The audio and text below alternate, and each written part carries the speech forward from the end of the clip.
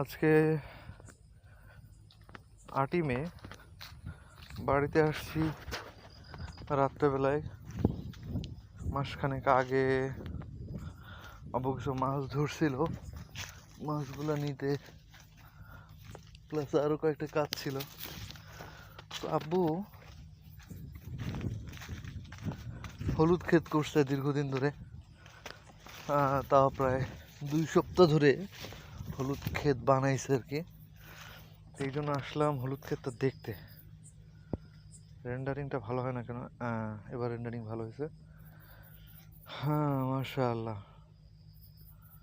যতদূর চোখ যায় সুন্দর করছে বেচারা। আসলে কাজটা তো আমার করার দরকার ছিল, থাকি তো খুলনাতে, কিভাবে করি? এত সময়ও পাওয়া যায় না। মাশাআল্লাহ, ভালোই করছে। এবার হলুদ ক্ষেত থেকে প্রায় 15-16 কেজি হলুদ পেয়েছি আমরা, অর্থাৎ ভেঙেছি আর কি। কাঁচা হলুদ হয়েছিল প্রায় 2 মণের মতো।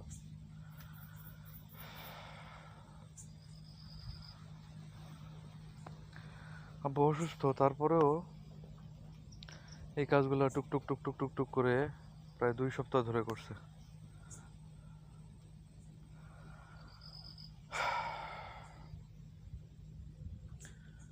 এটা দেখানোর জন্যই আসছিলাম। ঠিক আছে, আসসালামু আলাইকুম।